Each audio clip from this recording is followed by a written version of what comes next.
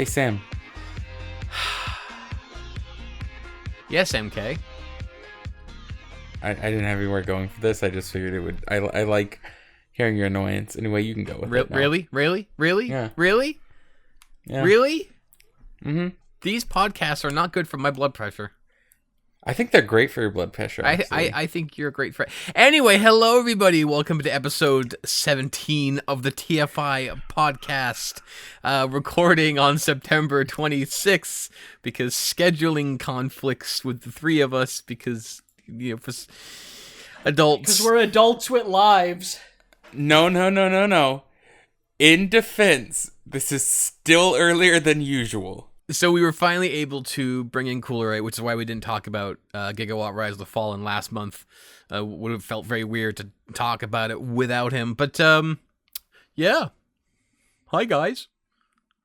Oh, you're talking to me, not the audience. You know, I was Sorry. confused. I'm like, wait, is he like addressing the audience that I was kind of thinking that too. I was isn't like, wait, gonna be able to respond? Like, I'm like, that's a weird thing to do for a podcast. But hey, go off, Queen. I was gonna be like, hey guys, how are you guys feeling today? You know, how's the audience doing right It's now? like they're not gonna respond. You know that, right? No, it's like those They kids respond shows. in my head. It's like those kids shows. How we doing today? Good. Do you see Sam? No, that's cooler, I right? see a person in my closet. Is that normal? Yeah. Yes. It has been a month and 5 days since we released Rise of the Fallen. And it's one of those projects that's very weird for me because I spent like 7 to almost 8 months filming and just working on this project and, you know, getting into calls with Coolerite to discuss the scenes and how we think the dialogue is flowing. And then it's just, we hit publish together and then that was it. It was just all this work for just clicking a mouse and it's over. And it's one of the most strange feelings to have all this work and then it's like done instantly. I feel like it's one of those things where the film, I am like the opposite. To me, I feel like the film's been out longer, I guess. I mean, I don't know. I feel like just my perception of time has been so wild, but like, I feel like there was so much like weeks of hype. Maybe it's probably because I'm going off of like the early watch parties that we did, but I feel like there was just so much hype in talking about it where now I'm like, I don't know, it feels like it's been more than a month, I guess. You know, I kind of had like that same feeling. After hitting publish, it almost like kind of felt like a wave of It's like, okay, well, that's out. Like, that's what, like, the past, 8, however many months have been dedicated to. It's like, okay, now what? But I feel like the fact that, what made it a culture shock, whatever you want to call it for me, is how grand it was, like, scale-wise, and, like, just how much time, like, it actually took up. And, like, it was the center of, like, this topic, that topic.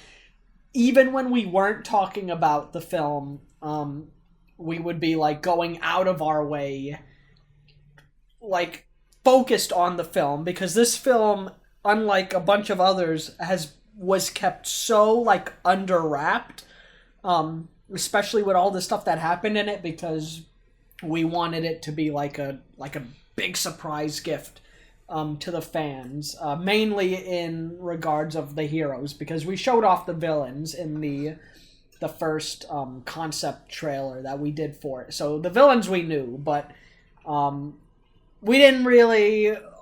all the trailers were kind of designed to make it look like, oh, it's just going to be like a big final battle, you know, against, you know, Gigawatt and, you know, all the villains. Like, how's he going to do it? And it's obviously revealed, you know, in the film. He goes and gets some help. And so we wanted to keep that a secret. Even people in the casting crew, we were keeping a low profile on it. Like those who had the script knew, but we had some cast members and some crew that we also wanted to get to experience it as the fans and like get to relish the surprise that was the full-on hero cast and all that happened in it. I think it was really neat, especially that first watch party.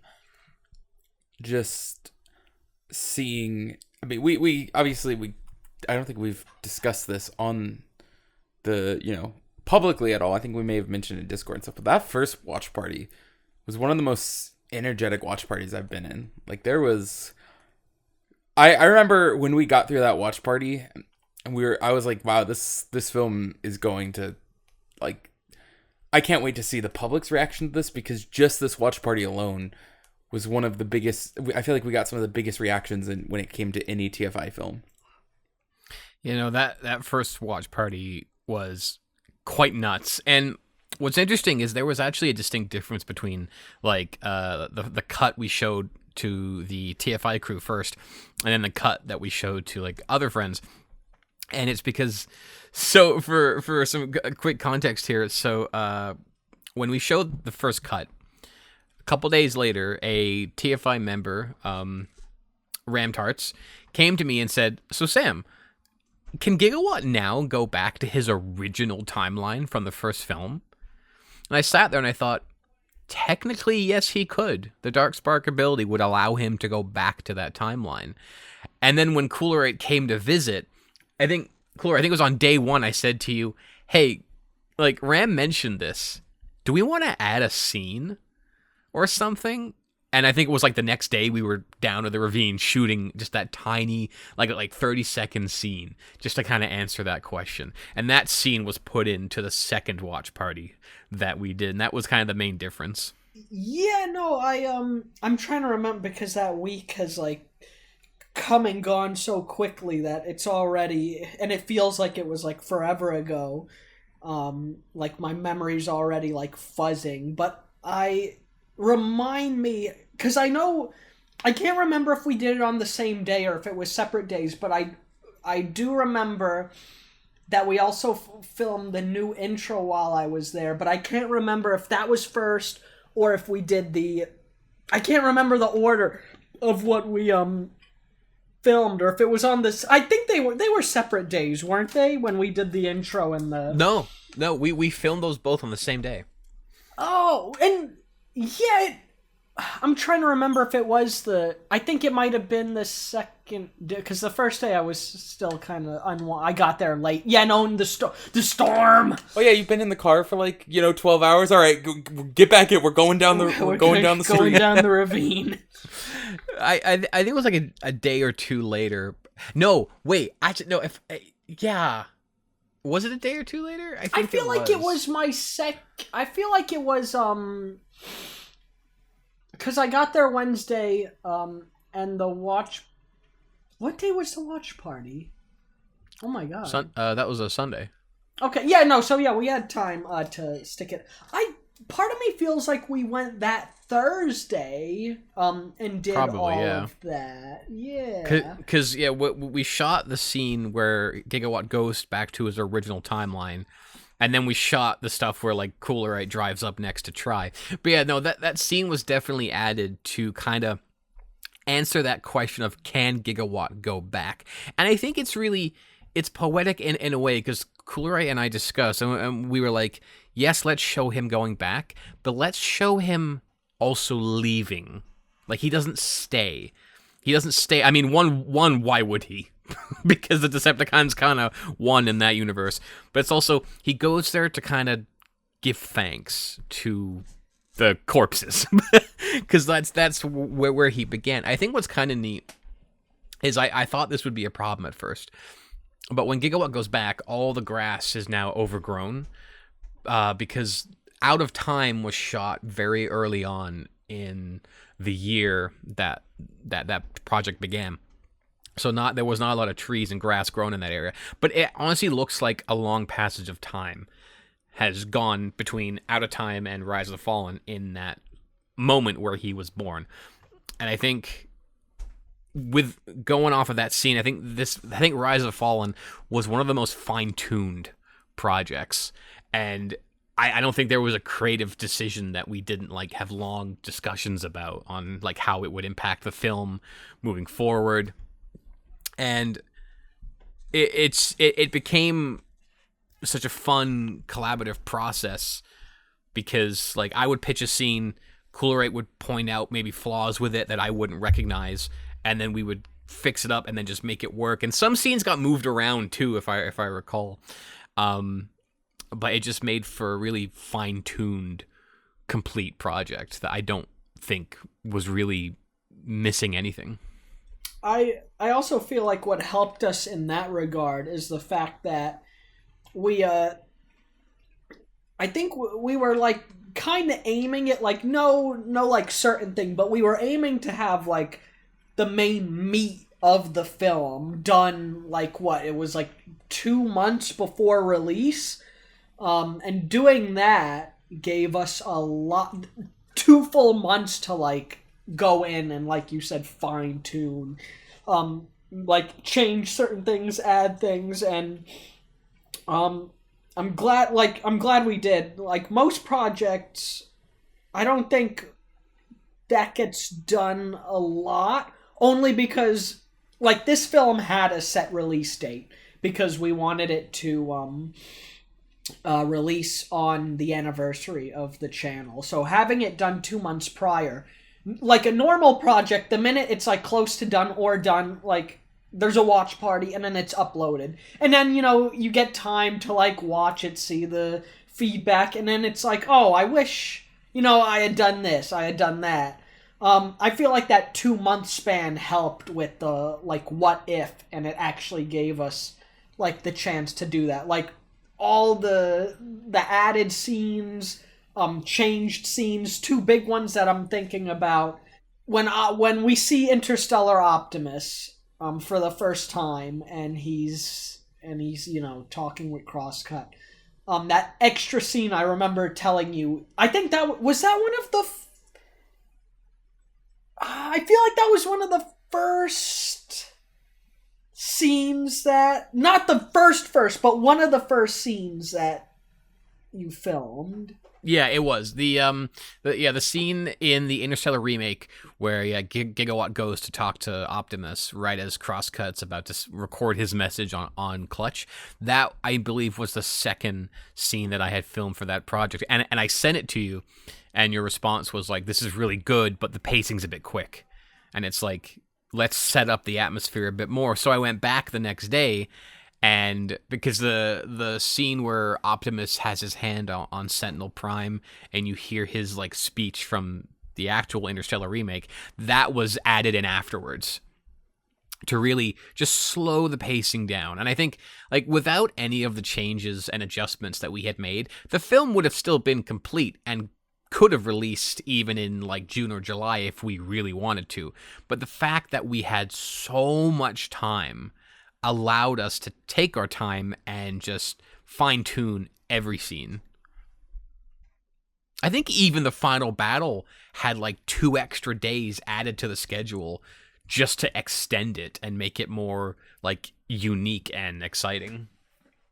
Something I find interesting is this. I mean, there are projects that have this. I can name several, but like this, I feel like adds into the. I even though there are other TFI projects that apply to this, I feel like there's still a short list of TFI projects that go in the like long development phase. Because Sam, usually when you get the idea for a project, you're just like, I got to do this. Like we were talking about the release. Usually you get this idea like, okay, let's make this film. Sometimes we'll plan it a couple years out, but it's never. Usually when we get the like plot and what we want to do with it, it's usually like done.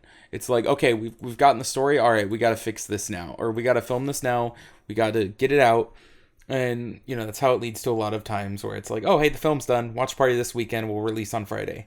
But I feel like Rise of the Fallen's an interesting one because that went through several years. What was it, like 3 years of pre-production? Pretty much. Because we were talking about that during the scripting phase of Into the Breach. No, and I remember too, after Into the Breach had finished and like we knew where like the basic premise of what we were gonna do for the fourth one, and that it was gonna be like the 10-year anniversary. I remember sitting there like after a Into the Breach watch party, I think, and just saying to myself,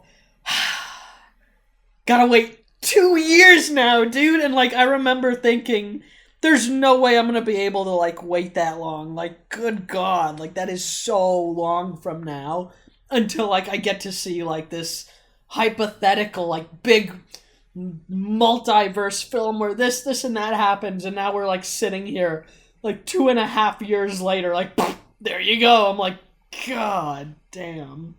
It's such a long way, and now it feels like it went by in seconds. Yeah, it's like, hey, I blinked. What the hell? I also think it's really interesting. I feel like this this film had some of the most like a lot of changes happened as it was going. Like, I mean, there was a full-on title change. I remember, was it TFCon 2023 or 2022 where you had the title card made, and like we were showing it in the house. I even took a picture, and I remember one of the things it's 2023. Yeah, 2023. I remember I wanted to do this, but I forgot to. I didn't take a proper picture. Where I was gonna take a picture of it and then blur it out and be like the title leak. But that was when that title card was not using Rise of the Fallen. That had the original name. Yeah, it was just called Gigawatt: The Dark Spark. Yeah. Yep. Was it the Dark Spark? Okay. Yeah, that's right. Well, no, it went through a few changes. First it was, Gigawatt, the Dark Spark, but then I think the first public, like, post we made with the thing was Gigawatt Rise of the Dark Spark, but then we decided to, like, because, the game is its own thing, so, like, we didn't want it to get confused with it despite it using, the Dark Spark, so, we set on Rise of the Fallen, which is kind of like a mix of Rise of the Beast and Revenge of the Fallen. But funny enough, you can still use the abbreviation that you use for Revenge of the Fallen, which is what I'll do. Yeah, ROTF. Yeah, Gigawatt ROTF. I think we did use that abbreviation sometimes. We did. Oh, I would always use it. Yeah. Just this, the amount of changes that this film went, and I believe the changes were all also for the better. All the changes, but you still couldn't edit out the bomb.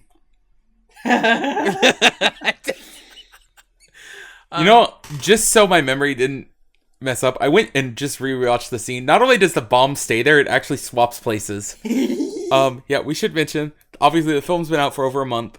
We're talking spoilers. If you haven't seen it, go watch it now. Like, now. What are you doing? Don't watch this. That is a good point. Yeah, go. I feel like we've already talked a bit, but we still haven't name dropped certain things. So we're, from this point forward, all spoilers are on the table. So go watch it. Go see it. Yeah. So the part Gigawatt pulls out the bomb from Jurassic Spark, throws it at the Fallen, and then the bomb like First Aid puts a shield around the Fallen just to isolate the explosion, and then the bomb blows up. And MK pointed out in the first watch party, the bomb is still there after it's exploded.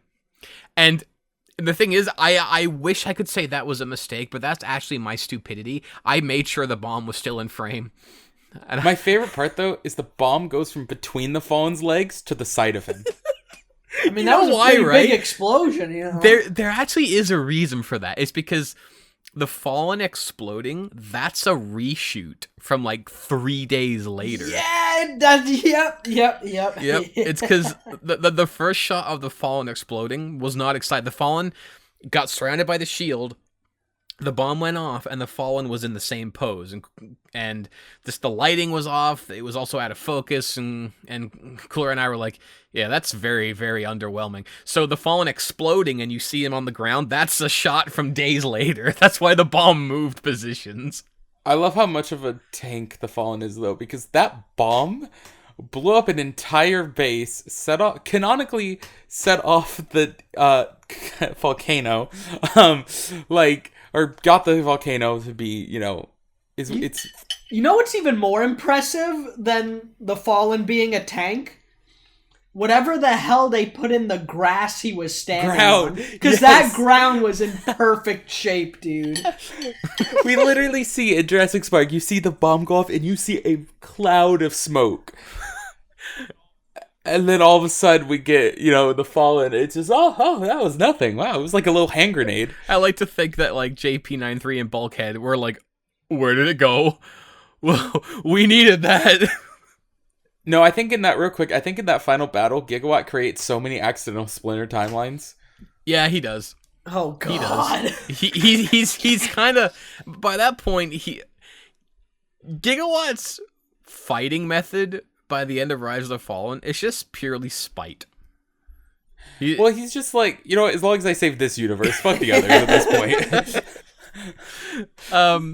So to sort of go back to the beginning of like Rise of the Fallen. So the whole idea of like Gigawatt being what it is, being an actual story about a time traveling Autobot rather than just a parody like I had planned.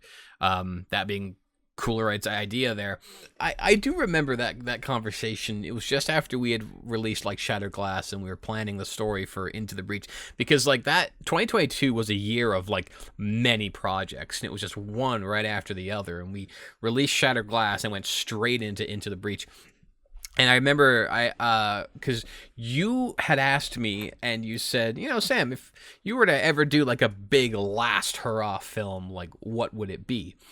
And I said, I would love to do something regarding the 13 Primes, a story I've always wanted to tell.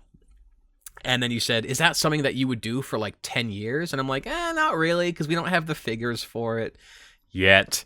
And it's just, it doesn't seem possible. And then you're like, so what would you do for a 10-year thing? I said to you, I wouldn't mind doing something that involves all these characters, and then I know you mentioned the multiverse, and I thought it'd be cool if all of our characters came together to fight like Unicron, because he is a multiversal singularity. But by that point I had never tackled Unicron. Like I think Finest Hour was still about a year out, so Unicron was very, very new for me. And you said, well, Chief, I know of another godlike character that would be more practical to use. And I went, who is it? And then you go, the Fallen. And it just kind of went from there pretty much, because we were like, yeah, he was considered a multiversal singularity in the past. And then notes after notes were written, and 2 years later, here we are. Something I find interesting is, even from like my little knowledge of the production of this, I do know there were some like rewrites as the story went on. Like I know one in particular that wasn't there a version of the script where the Fallen either destroyed the universe or destroyed the planet that like the Shattered Glass characters were on? Oh yeah, no, in the original concept he was going to destroy like everything that was built up in Shattered Glass. Like every single Decepticon was going to kick the bucket. Yeah, you told me, you're like, hey, we're killing off Blur, and I went, okay. And it wasn't till like, I think it wasn't till I got the script, like the final script to do my lines, I was like, wait, I don't die? Oh, yippee! Yeah, I brought that up to Coolerite because as you know, it's neat that the Fallen, it would show his strength and what he's capable of. But then I thought that just completely disregards all of the character growth that Gigawatt goes through these films and just destroys everything that he built up. And just Blur is also just a fun character, and I love you voicing him, so I'm like, nah, we're gonna keep Blur around. And then Blur was on the poster too, so I love being on the yeah. So was Megatron. So one thing I feel like as Blur, again, I mean, this happens a lot with TFI films, but I feel like anytime a TFI project where you have me voice some background character, I do something, and then that character starts becoming more and more like me, or not just me as a person, but like the character. Like I'm dying laughing. I just rewatched bits of Out of Time and Shattered Glass earlier today, actually. And I was listening to Blur, and yeah, Blur's there, but he's not the Blur that he is. That like I don't put on as aggressive of a voice. I'm not as angry. But then the other thing, I feel like there's the part in the script. I'm like, this. I don't know who wrote it, but I feel like you wrote it intentionally, knowing I'd voice the character. Was just when he gets tased and it just said electrocution sounds or something. I'm like, oh, okay, well, yeah, no, they know I'll go all out for this one. Yep, and you did. I was like, in that recording, I was literally like foaming at the mouth. I remember I was like, like clenching my teeth together, like just trying to. But no, I think I do like the idea that it's not like that the world stays around, because something I pointed out when we watched it is, to me, Rise of the Fallen is really cool because it does use the usual TFI like emotional moments, but outside of one scene, it doesn't rely on death for those emotional moments.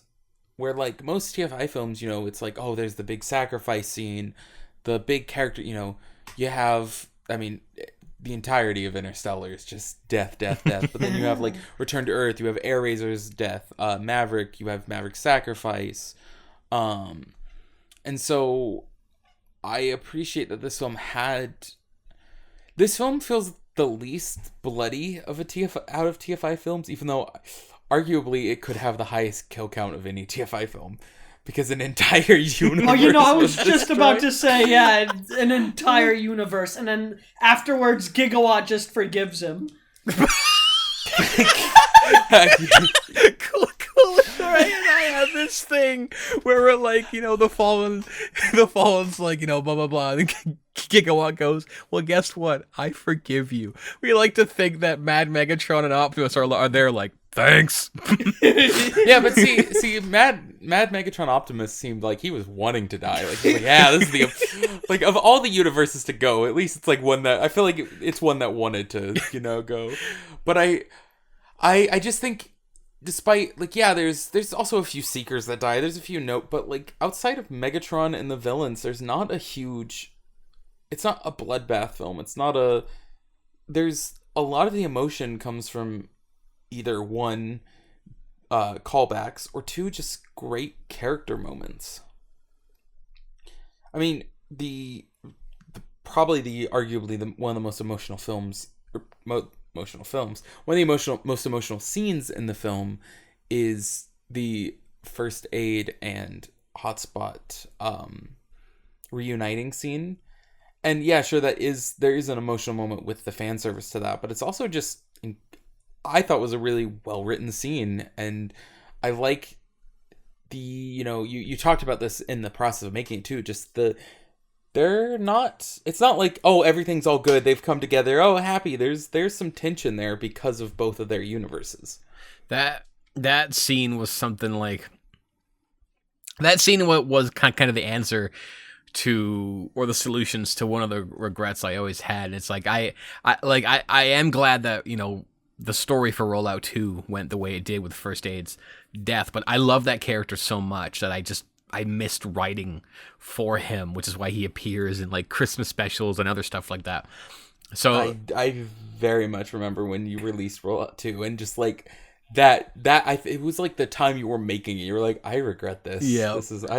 So Rise of the Fallen was sort of our way to bring him back, in a sort of more matured First Aid who has gone through the worst and has stuck through it. And it's also important because, like, another film that relates to Rise of the Fallen was, of course, Rollout: What Might Have Been, which establishes that First Aid. And it was important to me that film and parts of the Rise of the Fallen show that even if, you know, Hotspot is successful, life doesn't get better, because this First Aid, while being like at the top now, he would give it up. He would give up everything to have like his best friend back. And there was we could have like ripped out the viewers' hearts, because in the original story, yeah, I was gonna bring up the original ending. The original ending was we were ready to have the characters, all their memories be wiped. Now, there was a reason for that mainly, and it's like, yeah, like we're wiping their memories so their timelines are secure. But I think Cooler, right, the main reason why we went early on with the mind like wiping idea is because the Bayverse Optimus that they were going to take was not post TLK Optimus. It was actually going to be the Revenge of the Fallen Optimus. They were going to bring him in because it would be him fresh off of Revenge of the Fallen and be like, yeah, my guy, yeah, you were successful, but he's kind of back. And then they would have wiped his memory because he never mentions a multiverse later on in the Bay films. So we were going to have their memories wiped so it like didn't cause problems. And I feel like what ended up like solving it is we kind of just sat down one day and decided to actually like listen to our own lore and like the logic behind it, and that being like, you know, every decision that's made, like there's a split in the universe. So technically Gigawatt taking, and it's explained in the film, but Gigawatt taking these dudes does not change the original timelines that, like, they were a part of. Even if they were taken, like, from the past. Like, so, like, a perfect example, in the film, the Fallen goes back in time and in a different universe to when Galvatron and Nemesis are talking. Him going in, stealing Galvatron, and murdering Nemesis does not affect anything in, like, it doesn't retcon the Interstellar remake, because him going in there and doing all that just creates, like, a what-if timeline, like what some of the Marvel movies, the Marvel show does. And so, like, hypothetically, if we did want to go with the Revenge of the Fallen, like, if we still did want to go with the Revenge of the Fallen Optimus, Gigawatt would have been able to go in there, take him, and there still would have been, like, the original timeline that leads, you know, through the Bay films, all the way, you know, up to Finest Hour. But I am glad that we did ultimately choose to go with post Finest Hour Optimus, because not only does that, like, give him all of that development he had in the past Bay films, but it also gives him the development he went through in another TFI film, being Finest Hour, which kind of just adds even more to the overall celebration slash references to past works. I know Sam's brought this one up, but something I also like is it kind of adds a little bit more visual distinction between Interstellar Optimus and Finest Hour Optimus. There was one more character we were thinking of bringing in, and I remember this conversation as well. Maverick almost made the cut because he was successful in killing the Fallen also, but we decided against it because, like, it would have made his sacrifice in the Top Gun film just kind of like not pointless, just less impactful, because he would have like done the sacrifice, but then Gigawatt would have like pulled him and then send it back, and all of a sudden he's still alive. Like, as cool as Mav would have been in this film, I also don't feel like he was around long enough really to be part of it. I think another thing too is I feel like by having it be a little more picky, it really it really enhances that, like, Hotspot is a prime now. Where, yes, technically First Aid is in it, and First Aid's not a prime, but he's not, I guess, as involved in taking down the Fallen. He's more involved in keeping them alive. Where if we're talking about, like, the ones that really are in the end, it's all primes. And I really like that, because I like that adds to Hotspot, that he's kind of at the same level as these Optimus characters. Mm-hmm. And the fact that we were very, like, stingy about, like, what characters were brought in, this is what kind of amplified and added more scenes of just traveling the multiverse. Like, that big multiversal chase during the final battle is actually not in the script. I think the only part in the script that's there is I know the Fallen takes off and Gigawatt chases him, and then there's a Maverick dogfight styled like scene in the Maverick world, but then that's it. I was looking at footage of the Back to the Future ride as I was like shooting these scenes, and I thought, man, it'd be cool to kind of reference that where they go from location to location, and then took a lot of inspiration from the movie Everything Everywhere All at Once, where there's a scene where the two characters are fighting, and with every hit, the background changes, the clothing changes. So we kind of referenced that as well with that scene where Gigawatt's like, you ruin every one of them, and every punch they change universes and bodies. And it was because we had so few multiversal characters coming together, we decided just to amplify the actual multiverse through the fight scenes. I did obviously appreciate, I love how we got a lot of old actors back. I did like how we were able to get our newer TFI talent to reprise the role of actors that we can't get anymore. Like, it was nice seeing Stealthbot get to voice an Optimus. It was nice seeing Cyberraptor get to voice in it. It was nice seeing a lot of the new TFI voice actors and stuff getting to, I guess, do some of these older universes, because we've done stuff in the Alien continuity. Obviously, we've done stuff with Mad Megatron, and so it was like a nice bridge of the old and new. Yeah, I like that. It was such a like stellar voice cast. That, I mean, everyone that we had in this film, like, we wanted to get as many like TFI members, both old and new, as possible to really feel like the whole team is kind of coming together.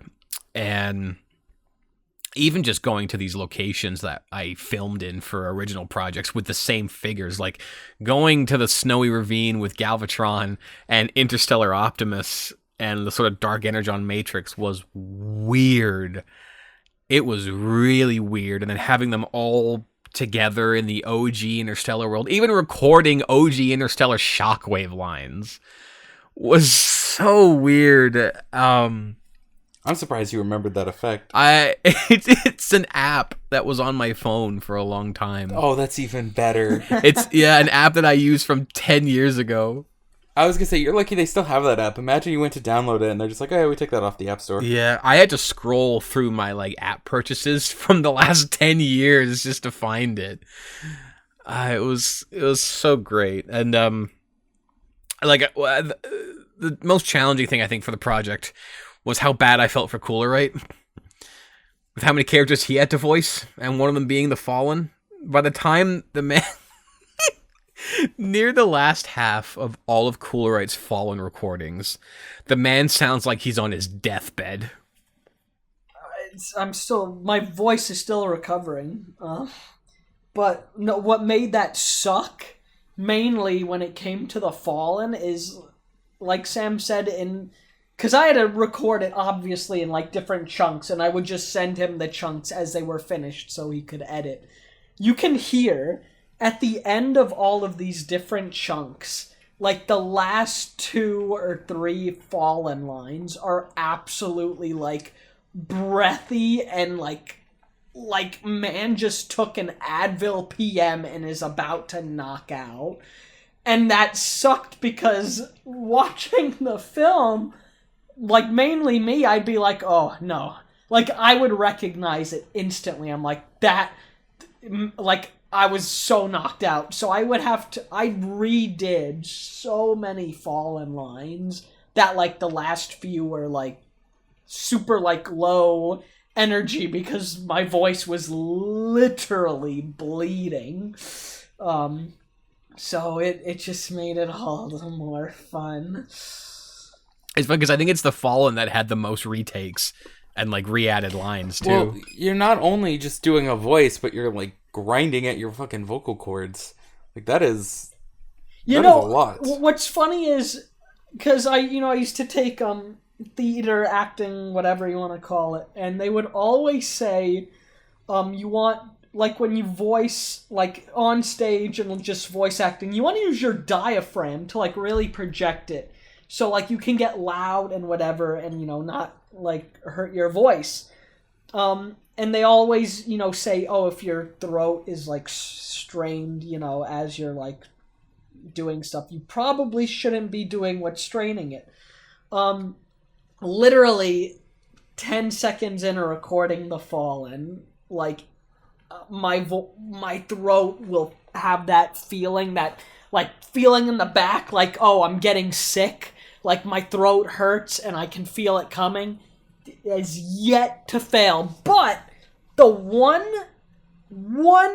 like ultimate cure that would let me record for like longer amounts of times before like the pain would kick in is I would get a cup of hot chamomile tea with a tablespoon of honey mixed in, and I would like drink half of it, and then I would record the lines, and if like I felt like I was about to tap out, I'd just take a few sips of that tea and I'd be good for like another maybe minute or two. So chamomile with a tablespoon of honey is like the key if you're gonna do something that you shouldn't be doing, which is doing a voice that is literally damaging to your like throat.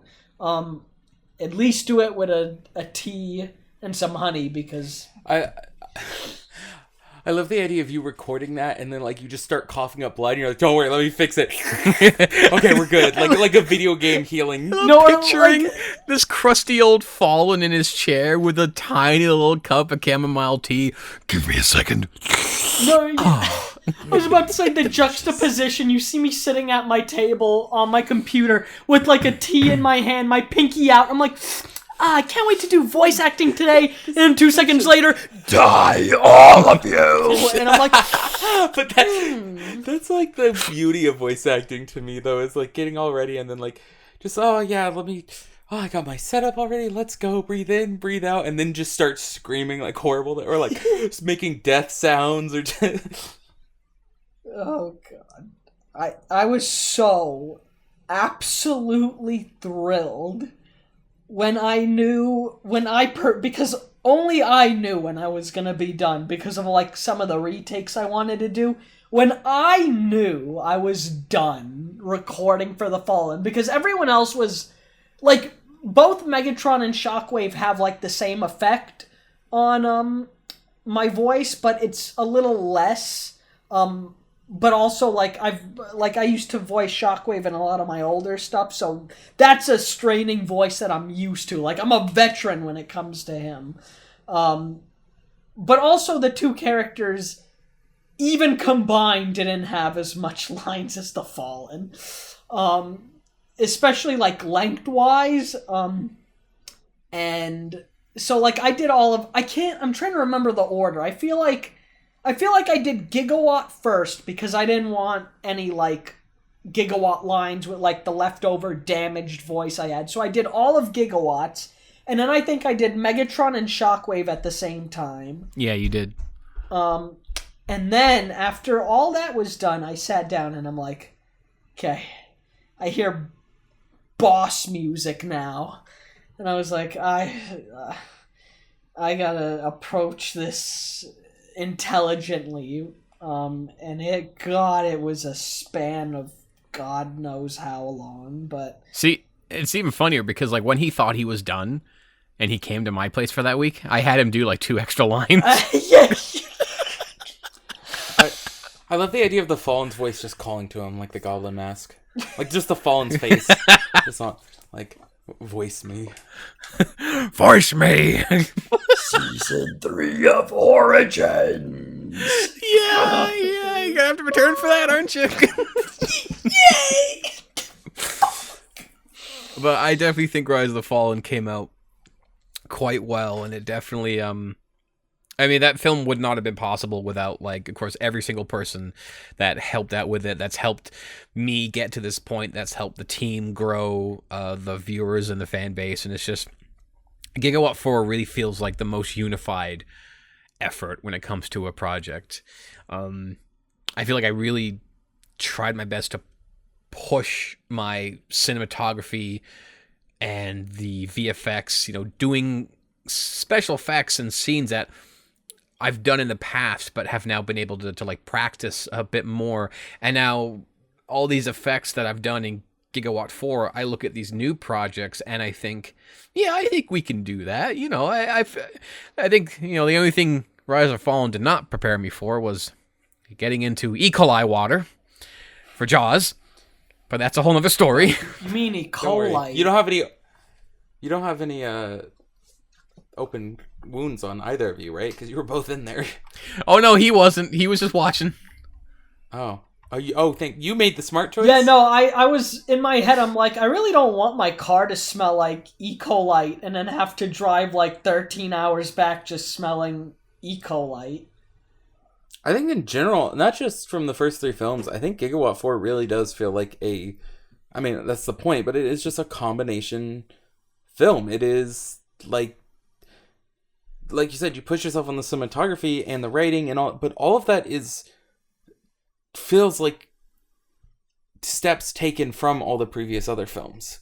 Like, I know I mentioned this on Twitter and stuff, but even the effects, even the cast, you know, the cast being people we've built up, we've gotten over the course of films, like, it really is the perfect ensemble film and the perfect anniversary, not just because of the source material, but because of how it was made.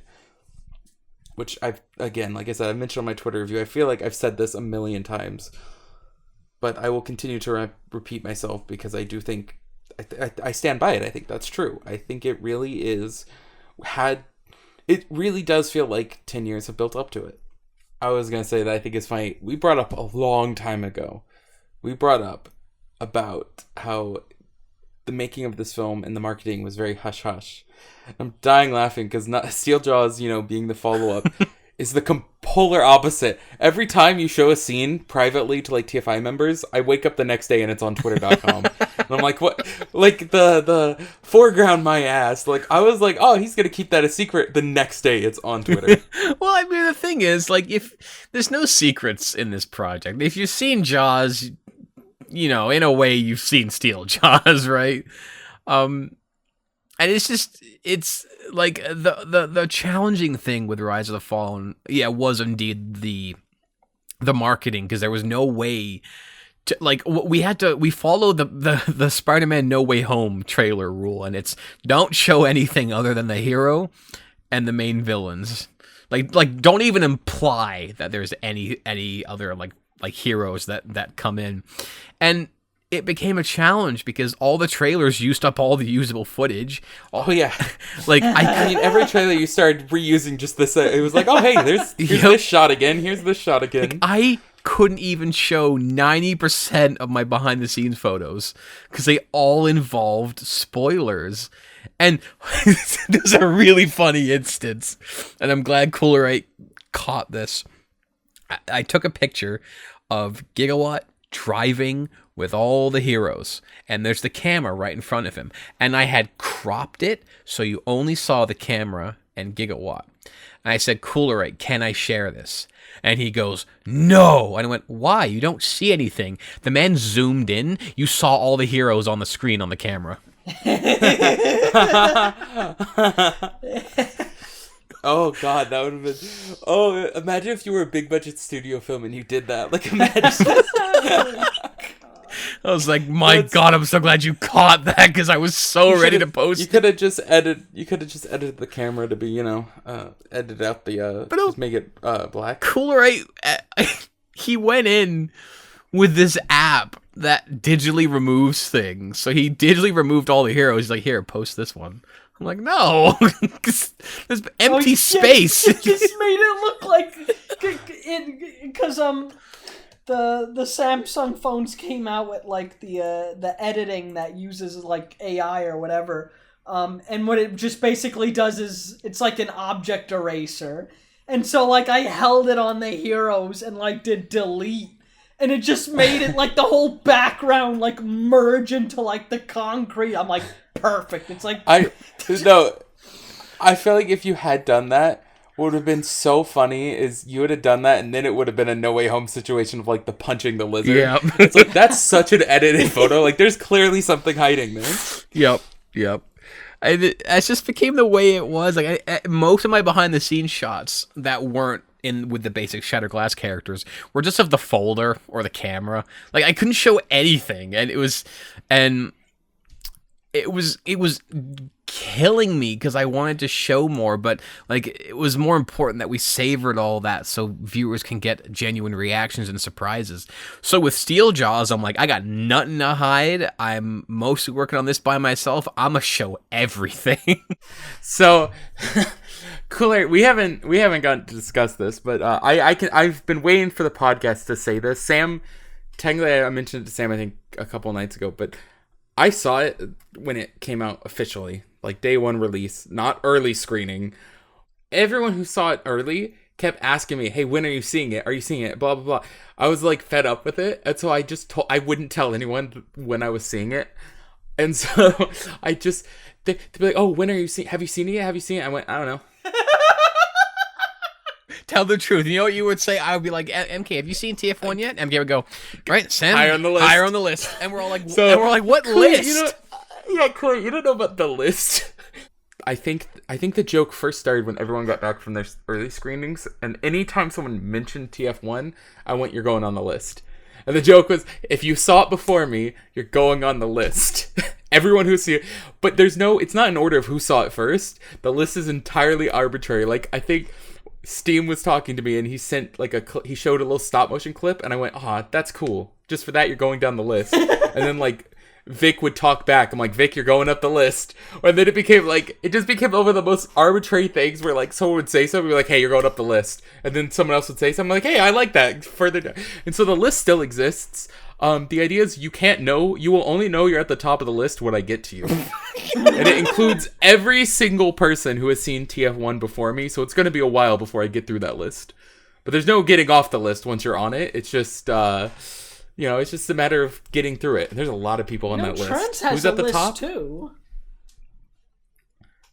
Yeah, but his list, I don't think it's TF1 related. I think that's just a list. His hit list. Also, Cooler, yeah. When it comes to lists, I think you're number one on MK's because you saw it twice before. He was number one when I first made the list. You were number one because you saw it like the most. But then so much has been adjusted. I don't know where you are on the list anymore.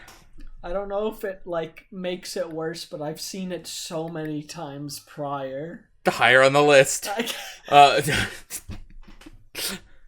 That was also anytime someone said they were going for like their second, like Shock was like, "Hey, I'm gonna go see my second screening," I just respond with, "You're going higher on the list." You know, I saw the Thursday before I went to Sam's, which was like the second nationwide. Like there was that first big one that happened in New York and somewhere in California that Frank went to, and then the second like mainstream one that they announced was New York, California, Texas, and Georgia. So I drove 3.5 hours knowing that I was going to have to work a 12-hour shift the day after to go see it in Georgia. And then I had to drive 3 hours back. So I saw it there. I saw it in Toronto with Sam when I was up there that week. I went to the 14th gang screening. I went to the fan event, which was still technically early. So I've seen it like 4 times prior to initial release. And then I saw it initial release. I saw it with my woman a few days ago. I saw it in 4DX a few days ago. And now I'm planning to just nab whenever I get free time to like see it in IMAX, since I get IMAX tickets discounted before they take it away. So I have the feeling it doesn't seem like you like the movie that much. I think I like it. I like it a little too much. Yeah, you need therapy. I just love foaming at the mouth. I can be watching, like recording this podcast. I can be watching TF1 right now. I can. I don't want to get too much because we can't talk a lot because we can't do much into spoilers. But yes, I think we've all seen it. I think we've all enjoyed the film quite a bit. I know I did. I know Sam did, and again, I have a slight hunch that Cool Eric may have enjoyed it a bit. It's my new religion. All right. I didn't have a witty. I didn't have that. That was such a good like insert. I didn't have a witty rebuttal. Like I was gonna try and top that or like bounce off it, but I couldn't. The loading screen popped up on my head. With the amount of pacing, like of how quiet we were, I was expecting Cool Right to go. Thanks, guys. Thanks, guys. But I will say they have, you know, the makers of the film have mentioned that if the film does well, they have ideas for more. So, you know, please go and support this film. Go see it. And I thought it was too good to be true. I need to see it more and more. I've seen it twice now. I want to go see it again and get more of the mini cups with the toppers, with the alt modes and the robot modes and stuff that come with the kids meal. So for this podcast creator shout out, definitely want to shout out here Richard Reyes. He's an artist that I've met at TFCon a few times, and he was also there with us at the TF1 early screening. And cooler, right? He did a piece of artwork that you really enjoyed, didn't he? Yes. I remember. Well, to give a little context on me meeting him for the first time, I remember it was a little baffling to me because it was the first time I ever met someone who was actually like a Cool Alright fan and was like, oh my god, like I know you not because of TFI, but like because you're Cool Alright. And I'm like, oh wow, those still exist. So it was nice to get to actually meet someone at like a fan screening like that who was familiar with my old work. But ever since the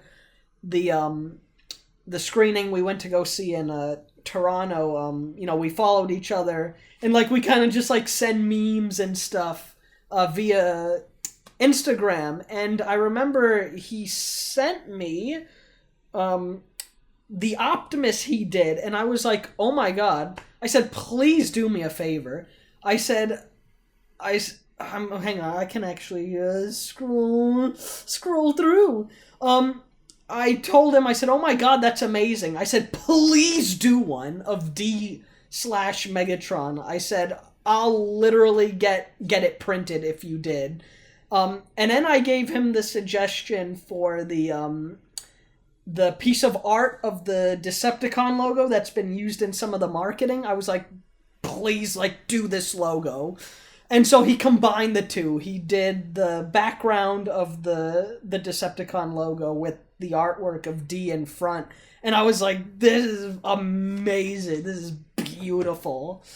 So it was so nice to see that plus he also did some of Megatron, not Megatron, I already said that, of Soundwave, Elita, but also, and he was like so excited about it, but John Bailey did like a collab post with him that has like a bunch of the works he did. It has his Soundwave, Optimus, Starscream, Jazz, Elita, Shockwave, like all that good stuff, and he was super excited about that. I'm just loving how much fans and even people involved in TF1 are loving the film. But yeah, definitely give Richard Reyes a follow. He is on Instagram. He also always has booths at TFCon, so definitely check him out. If you ever go to TFCon Toronto, you can always find him there. I remember when we sat down in our seats for TF1, he sends me a picture, and he's way behind us, and it's just like, I see you. And I look behind me, and I just see him up there, and he gives me a wave. I'm like, it's him! Guys, I was there too, totally. Yeah. Yes, you were, MK. I was there. I was there in spirit. Yep. So, yeah, that's pretty much all that we have to talk about here on this episode 17. You get your tickets for TF1. While you're waiting for the showtime, watch Rise of the Fallen. Watch TF1, get home, watch Rise of the Fallen again, and then order more tickets to TF1. Yes, it's an endless cycle. So in other words, that's just Cool Eric's daily life cycle now. Yes. Yep, I'm surprised that man doesn't go on his break at work to go watch at least the first half of the movie. I love the, hey boss, I'm gonna be like my lunch break. Yeah, I'm gonna be like an hour and a half late. Yep. Gotta go do something. All right. Well, I mean that's pretty much it here. Hey, MK. Yes. Did you know you got the ball rolling on this? I did? Almost a year and a half later. Wow. Who would have thought? Yeah. Thank you. Where am I? You're on the list. How did I get here? You're on the list. I'm on my own list? Yeah, someone who hasn't seen it enough. I'm seeing it again this weekend. Excuses. All right, everybody, we will catch you in the very next episode. And MK, you know what to do. I'm not doing it. No. Do it. I did it last time. Do it now. No. Okay, everybody. Well, hey, Cooler, you do it. Oh, what am I doing? the way I do the fare thee. You Just say fare thee well. go fare thee well, you know. Yeah. I don't think so. Fare thee well. I hate it here. I feel like you say that at the end of every episode.